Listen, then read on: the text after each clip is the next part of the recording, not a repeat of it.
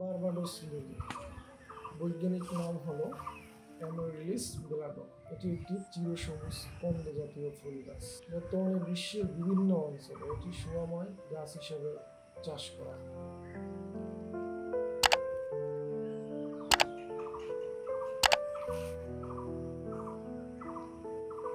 এই গাছটার কন্দ এবং অন্যান্য অংশে রাসায়নিক পদার্থ থাকে, যা মানুষ এবং পোষা প্রাণীর জন্য বিষাক্ত হতে পারে। ধন্যবাদ সবাইকে।